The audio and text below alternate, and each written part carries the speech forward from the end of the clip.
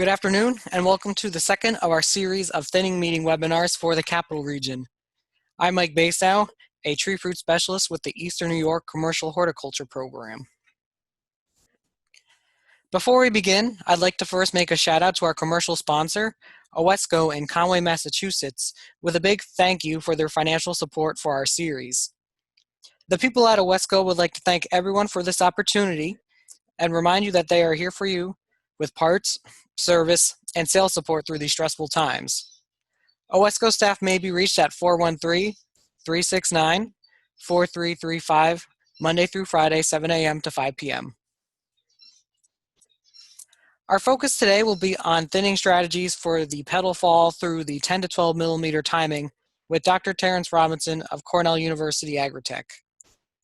This meeting also provides an opportunity for you all to discuss and ask questions as to what you've seen so far from your thinner applications that you've already made. So with that, I'd like to turn it over to Terence Robinson.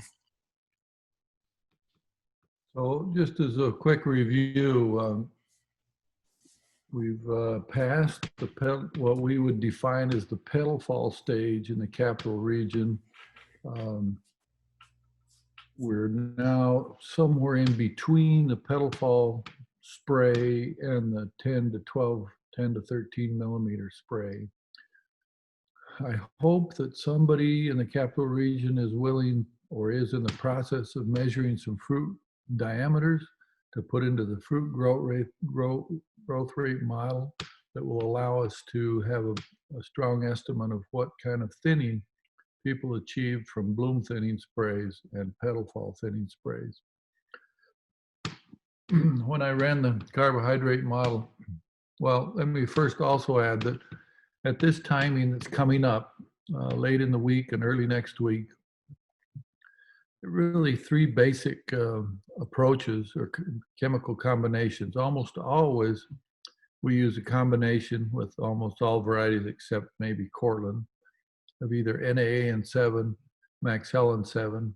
But for those farms that are trying to meet a marketing demand of no carbaryl, we've tested a number of years the combination of Maxell and NAA, and it works almost the same as either NAA-N7 or Maxell-N7.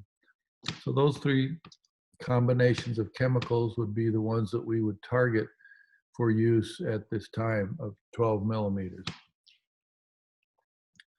I really suggest and encourage that you use the degree day calculator that's part of the carbohydrate model to target the best time for thinning. Thinners are most effective between 200 and 250 degree days, base 38 degrees Fahrenheit. It's not that like magical time period, but if you need thinning, that's when you'll get the biggest bang for your buck. But a second really important benefit of the carbohydrate model in its primary use is to avoid overthinning. It helps us understand the kind of weather we're in today, yesterday, the heat, and what impact that has on the tree, what kind of deficits it's producing within the tree, and how that will also affect our thinning response. I want to remind you that at 12 millimeters, all thinners have a strong effect. Is when their effect is maximum. And thus, it's risky to use high rates if there's a severe carbohydrate deficit. If we don't have a deficit, then you need the normal rate, but you'll still get the most thinning effect at this timing. A little later, as fruits pass 15 millimeters, they become more resistant to being knocked off by the thinning chemicals, and therefore we get much less response. So my suggestion is let's look together at the weather forecast and what's forecasted to be the deficits between now and when we pass 250 degree days, and try to pick a window when you can have at least some deficit, but not extreme deficits, to apply this, what we call the 12 millimeter spray. This is the data from Clifton Park that I ran just a few minutes ago. Just in the chart at the top, it's a 7-day average carbohydrate balance.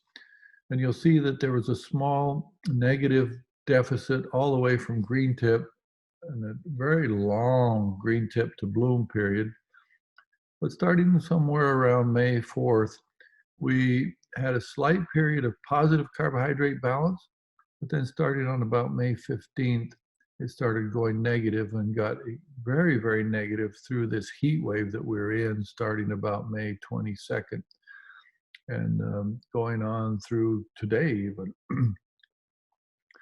Now, it's really interesting to me to look at the actual numbers in the bottom part of this slide. Starting on the 22nd, we had 83 degrees high, 50 at night, but lots of sunshine. So that kind of heat would normally produce a big deficit, but because we had a really bright day, the daily deficit was only minus 36.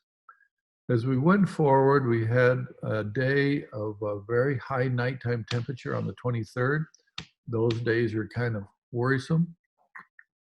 But then you see in the 24th, 25th, 26th, 27th, 28th, 29, all the numbers are yellow, meaning it's a period of caution. 79, 79, 90, 89, 80, and 85. So today it's predicted to be 89 in Clifton Park with a 65-degree night. Anytime temperatures are above 65 at night, we generally get quite a bit of thinning from chemicals. The sunlight level is fairly bright, but the heat with high nighttime temperatures is creating huge deficits. Yesterday, we calculate that you would have had about a minus 90 grams of carbon per day. Today, an estimated minus 104. Tomorrow, minus 89. And on Thursday, a minus 107. But then it moderates after that. The nighttime temperatures start to go down. Now, the reason nighttime temperature has such a big influence is that at night, the little fruits are respiring and burning up all the carbohydrate the tree made during the day, and there's just not enough to go around. Once we get in onto the 30th of May and 31st, the carbohydrate deficits essentially disappear, and in through the early part of next week through the 2nd of June. Now, unfortunately, our model doesn't predict past 7 days forward. That's because you really can't predict the sunlight. Now, there probably are good temperature predictions, but not sunlight. Now, in the last numeric column, you see the progression of degree days from bloom at Clifton Park. And through the heat, we've been accumulating quite a few per day. And we'll get to this 200 degree days on the 30th. So that would probably be one of the optimum times to start trying to thin, either the 30th, 31st, June 1st, June 2nd, June 3rd. All of the days are relatively mild in terms of carbohydrate. None of them have any real serious carbohydrate deficits in the 60s and bright sunshine. So we're stuck with a little bit of a dilemma here, and this is what I'd like to discuss with you all. The best time to get thinning is before we get to the 200 in terms of carbohydrate deficit. It's a little risky. You'll see that the model is predicting on May 28th, tomorrow, caution, yellow, decreased chemical rates. And then on the either side, either today or on Friday, it's only decreased it slightly. But once we get into this period, starting on the 30th with essentially no deficits and going all the way to the 2nd, we probably will get much less thinning out of our chemicals. So I guess there's really two options. If you are in an orchard that had some frost damage, you want to wait. You want to wait until we get to the 31st of May. Fruits will be probably relatively big by then. They'll probably be 13, 14 millimeters, the biggest kings, and then put on your thinner, but you'll likely get a mild response. If, however, you have an orchard that has really excessive crop at this point, and you can really tell that a lot of fruits are on the tree, you might want to consider spraying either tomorrow or Thursday, or what is today, Wednesday, Thursday, or Friday. Those days are a little bit riskier, because they'll be warm with high nighttime temperatures, but you'll definitely get thinning out of a spray on either of those 2 days. So you have to make your own judgment as to what you need on your farm. Now, to make that decision, I think you really got to assess your block. And I would kind of like you to think about it in this manner. If you had minimal frost and the kings are basically present and at least 2 or 3, let's say 3 laterals, I think you follow the model exactly. If you're spraying tomorrow, you reduce rates by 30%. If you're spraying on Friday, you reduce only 15%. But you'll take advantage of the heat and the carbohydrate deficit to get good thinning. But if kings are largely absent and you only have 2 laterals or 3 maybe, I think you wait until the heat passes and then apply thinners under much less dramatic carbohydrate deficits. Now, one of the things that's come up in some of the other meetings is that people lost king blooms and fruit on spurs is not that strong. And so they're depending on fruit from bloom on 1-year wood. If you need that fruit, which we can thin off quite easily in this heat, you'd want to wait until the heat passes and then thin with conservative rates, because that fruit from buds on 1-year wood is much easier to thin. I'll repeat what I said last week, that when we have damage from frost, typically we have more damage in the bottom, and I would not thin at all on the bottoms of the trees at the 12 millimeter stage. Now, I did 2 years of studies, and Pollyanna did 2 years while I was gone, of basically putting no thinner on the bottom of the tree, and we always would get better, more uniform fruit distribution from top to the bottom of the tree when we didn't put any thinner on the bottom. So I think that's especially true this year. And if you apply thinner to the bottom of the tree, you just end up with too light of a crop in the bottom. I think surfactants like regulated oil are risky this time of year. Regulated increases the uptake of NA substantially. It doesn't do so much with the uptake of Maxell because it already is loaded with surfactant in its formulation. But it certainly will increase the uptake of NA so much that you'll get probably more than you wanted for. If you're measuring fruit diameters and you've already done the first measurement, if you can take the second one before you spray and send me the data, I can help guide you on exactly what your crop situation is. Well, so if you've put on a petal fall spray already, you should measure fruitless 3 days after that application, and then 8 days after the petal fall application, and use the fruit growth rate model on either the NUA website or the app, the MaluSim app. You can also send me data and I can help interpret it and give you further suggestions. So I'd like to spend more of the time today answering questions and comment on specific varieties. I'll open it up now to questions, and if you haven't thought of a question, I'll just start talking about what I would suggest for certain varieties. Great, thank you, Terence. I'd like to open it up to questions now. If anybody, I think we have enough few people here that we can go ahead and you can unmute yourself and ask Terence directly. I see we have one from Chris. So Chris, if you want to jump in, feel free. Which varieties are best candidates for Maxell plus NAA, no carbaryl? Okay. So when we've left carbaryl out of the mix completely, we've tried it on a number of varieties. Gala works extremely well. We've had good success with Max also. We've had good success with Snapdragon. We've had really good success with Ruby Frost. We've mostly focused on newer varieties. We've also had really good success with Honeycrisp. We haven't done that work on older varieties just because they're not as interesting anymore. Romes or Cortlands or McCowans. But it should work on almost all of those varieties where we use carbaryl. The Maxell has a surfactant in it, and it does increase the uptake of NA when they're used together. And so it really worked out as good in all of the trials that we've done over the last, I would say, 5 or 6 years. Thanks, Terence. Other questions for Terence? Terence, what would you suggest on Gala or Red Delicious where we used formalin?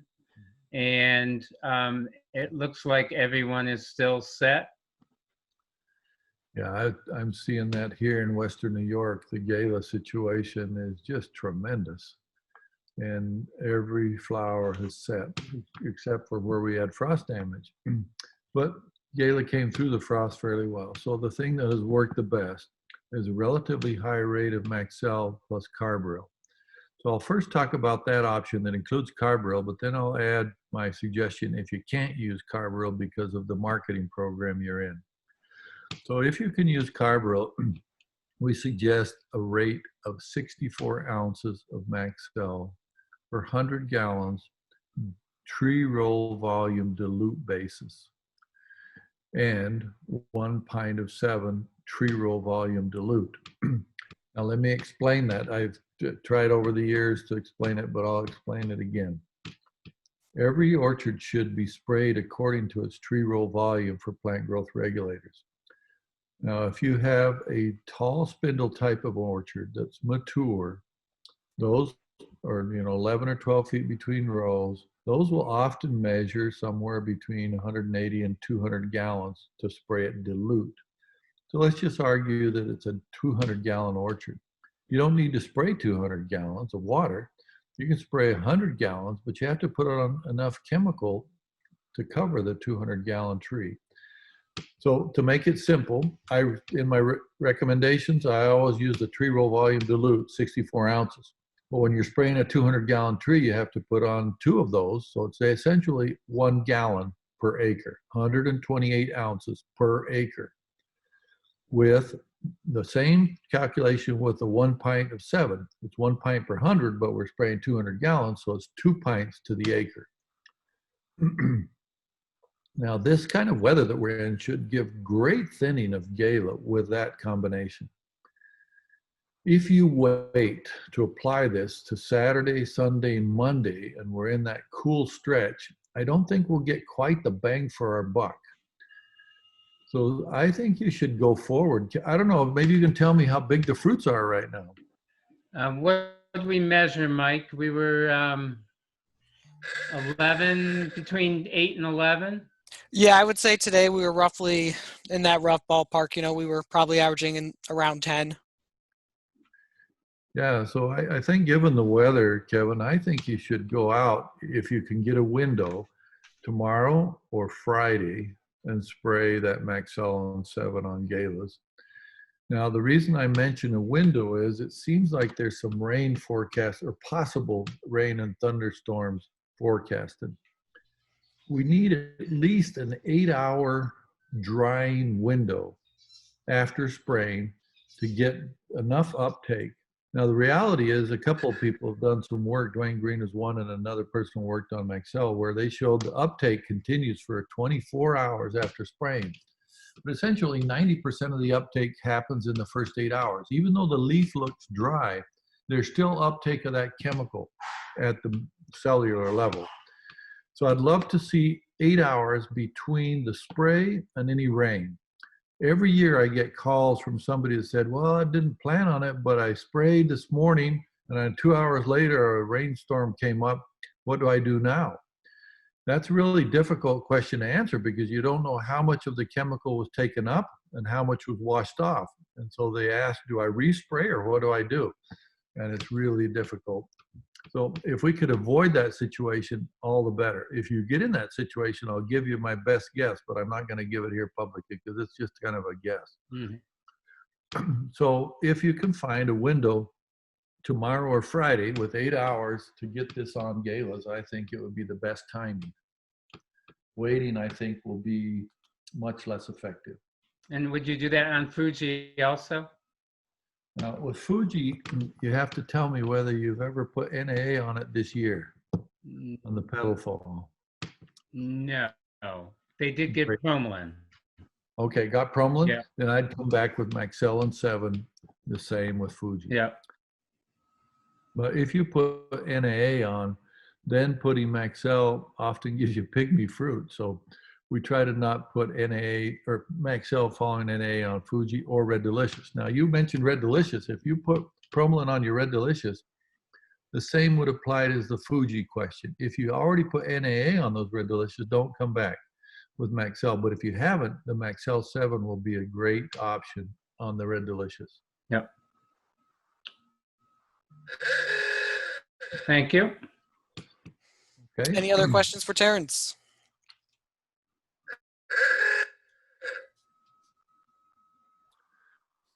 Well, let me just keep talking a little bit for a few more minutes about specific varieties.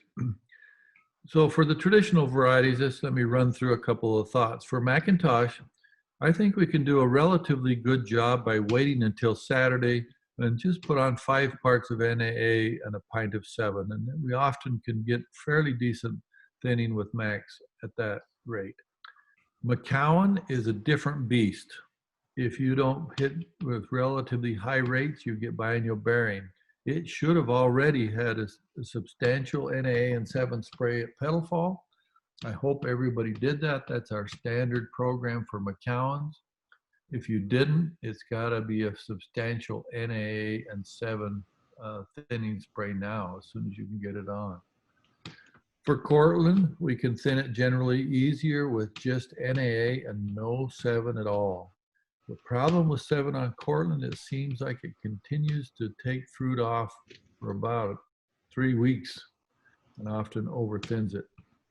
So just 5 parts per million of NAA alone, no regulate with Cortland will probably do a reasonable job with the heat that we're in. The newer varieties like Snapdragon and Ruby Frost and Evercrisp, let me comment on each one of those. So with Snapdragon, as the trees get older, it gets harder to thin. We started out with young trees in our trials and it seemed to thin easy, but now that they've gotten older, we've had to up the rates. It responds very well to Maxell 7, and I think it would be another one that would benefit in the next 2 days, Kevin, with a little bit of heat to try to get bigger fruit size with the Maxell 7. We tend to put on a little bit less than Gala on Snapdragon.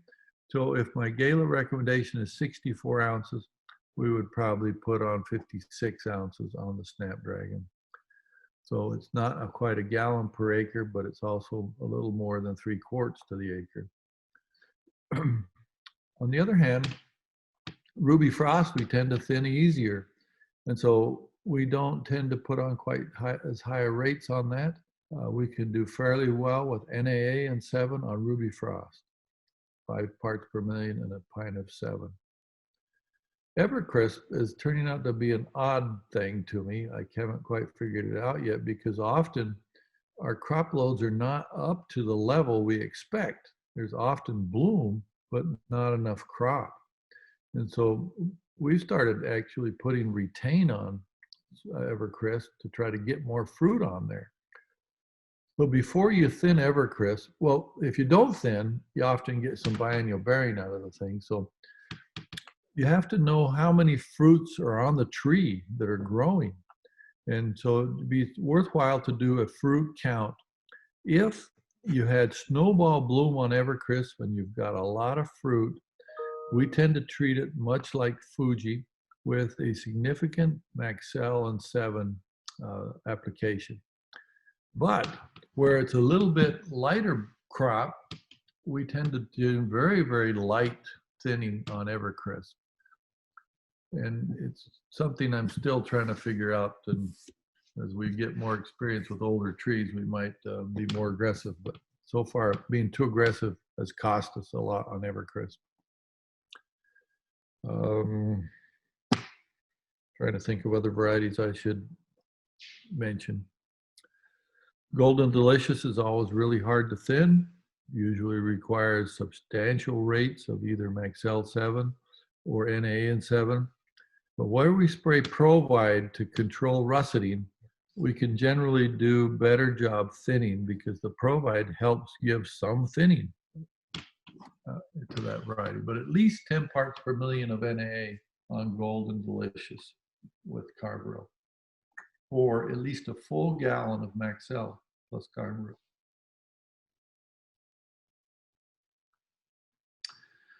Does that bring up any questions for other people about varieties? Let's see, are there any other questions for Terence on other varieties? I'll just add in, Terence, I was driving around Saratoga this morning. I stopped at a couple orchards. Certainly the development is certainly across the board. I would say Clifton Park is further along, closer to that 10 to 12 millimeter sweet spot. Just a few miles further to the north, king fruits on a number of varieties are probably still down in the 5s and 6s and 7s. So I think they've still got a bit more time, and the window is probably going to open up for them probably a few days later than at Kevin's there. But so I would really just recommend. Point. I would just really recommend that people, try to adjust their windows. I know there aren't a lot of weather stations right down in Saratoga County, but trying to estimate out the degree days from there to best time their applications. Yeah, I'm glad you brought that up. If other orchards a little north of Clifton Park are way behind, they should be looking at next week to thin, June 1st.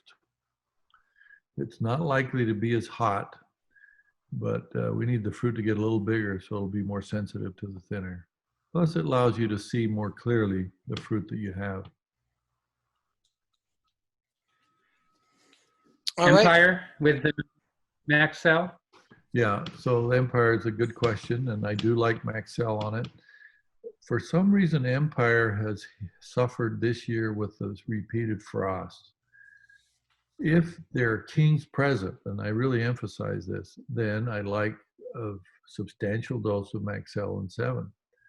But if you lost the kings in the frost and you're basically dealing with a crop of lateral flowers, then I go with a more moderate dose of Maxell and 7.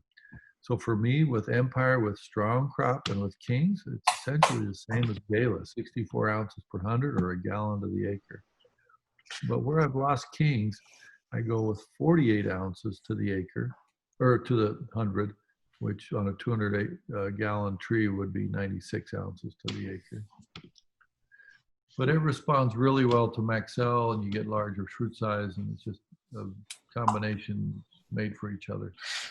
That brings up a question that I have about Empire. We had some blocks that got stunted kings, but now I notice that they've set, and some of them are preferred, but in the majority of situations, a lateral has taken dominance and even over other laterals. There's a lot of fruit in there. So it sounds like you'd be saying going with the 48 ounce per 100 Maxell, because I don't really have king set, but on the other hand, they're there, and I'm also seeing differentiation. Yeah. A little tricky. Yeah, that's a good point. That depending on exactly when the frost hits, sometimes with Empire, what happens, it damages the king and the stem of the king is shorter, and yes, it sets that fruit back. That fruit we can thin off, and in fact, we do want to thin off. Okay. The good thing about Empire is that it's what we call a non-king dominant, meaning the lateral could get just as big as the king would have gotten if it's thinned early. And apparently that's what you're kind of already seeing, where one of the laterals is already larger than all the rest of the fruit. We did a petal fall a few days ago, yeah. But with that situation, I still wouldn't want the high rate that I normally use when you have the king, that 48 ounce rate on a 100 gallon, small tree would be just 48 ounces to the acre, but on a regular tall spindle that's 200 gallon trees, it'd be 96 ounces to the acre. And if you let me one more follow up, when I did my TRV calculations and when you were here this winter, you noticed we kept very narrow rows. So my width is 4 feet all the way up. And so I'm coming at closer to 150 than 200. Does that sound reasonable? No, it does. And in fact, we had a discussion a little earlier in the day with another group that where people have been hedging. Their canopies are much narrower. And that's what I've seen here in my trials at Geneva. They're measuring closer to 150 where we've been hedging. And so in that case, I would just use the tree row volume. If I'm saying 48 ounces per 100, you would multiply that by 1.5, yeah. which is what, 72? I can't think that quick. I think it's like 72 ounces. And that's exactly what I did. Yeah. So that's exactly right. That's what we hope. That's why I recommend these in the ounces per 100, so that you can use the tree row volume, just multiply it by that factor. And just to follow up, why don't we do that with all pesticides? Well, it's really the best way to do that. Okay. Unfortunately, the people that write the labels for fungicides and for insecticides decided that that would allow growers to spray less. And so they've written the labels that you have to apply a certain amount per acre. And they argued at the time, now this happened about year 1995 to 2000, they argued that for pesticide resistance, especially fungicide resistance, if we go down to tree row volume, we're on too low of rate, it allows too many fungi to escape. And so they wanted a substantial rate. Mm-hmm. And so they wrote that into their labels, and it's really illegal for you to use tree row volume on those pesticides. Mm-hmm. But for PGRs, we continue to argue with all the companies that if you make a grower apply the same rate per acre, he'll overthin these young trees. You have to think in tree row volume with PGRs. Right. Well, I'm trying to spray fungicides on 400-gallon trees, and somehow it doesn't seem like the rate's cutting it. But I agree with you completely. We were Thanks, Terence. Win that argument. Thanks. Terence, we have a couple more questions coming in from the chat box. We have one from Raymond. Question for you from your crop load management paper that came out in the Fruit Quarterly summer 2008. There's a table that presents recommended crop load versus trunk diameter for various trees. Is this still the most up-to-date recommendation? 2008? I suppose I might have written that. I don't remember. Raymond, would you like to jump in and maybe ask a little bit more about that?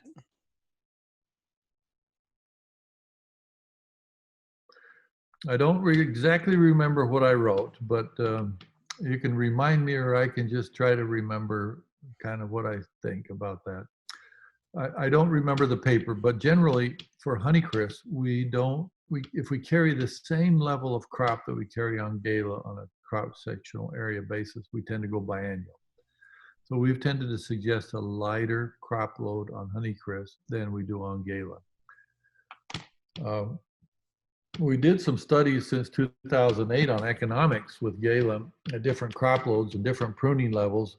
And we have found that we can often carry slightly heavier crop loads than maybe what we were saying in 2008. Probably in 2008, I was saying 6 fruits per square centimeter, but often we can go to 8 fruits per square centimeter on trees of Gala and maximize yield and crop value. We're continuing that kind of work with other varieties like Snapdragon and Honeycrisp. And in fact, Mike's doing a trial with Honeycrisp on pruning levels to try to calculate what we can get away with and still get repeat bloom. Now, I won't give away our sad story this year, but the trial he did last year, we didn't get the repeat bloom we were hoping for, even though we had different pruning levels. And we're still trying to work that out. So we have one more question for you in the chat box, Terence. Maxell and 7 or NAA and 7 at Petal Fall for McCown?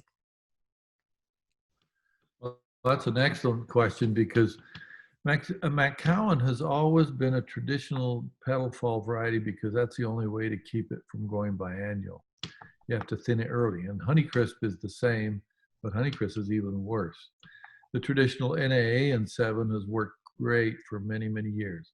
But when Jim Troop was here, so a lot of years ago, he and I did some trials with McCowan, and we found that Maxell and 7 worked equally well and better. In fact, we got larger fruit size out of it, the trials using Maxell and 7 at the petal fall timing on McCowan.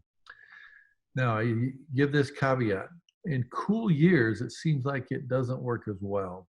But this is a year where that Maxell and 7 would be a great option on McCowan at the petal fall timing. So if you're still in an area that's a little bit behind Clifton Park and you can have fruits in the 6, 7, 8 millimeters, that Maxell and 7 would be great on McCowan. If you're already to the 12 millimeter, well, McCowan's are be a little behind, but if you're already to 11 millimeter, 12 millimeter, it also works, but we sometimes can't avoid the biennial bearing effect because we've carried too many fruits too long. All right, great. Thank you, Terence. Are there any other questions for Terence before we sign off for the day?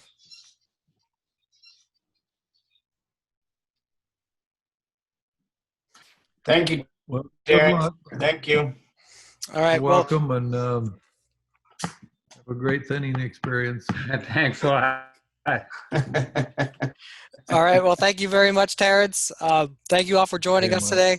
We'll be back again next week, the same time, same day of the week to talk about rescue thinning. And thanks again to Owesco for sponsoring this. We'll catch you all next week.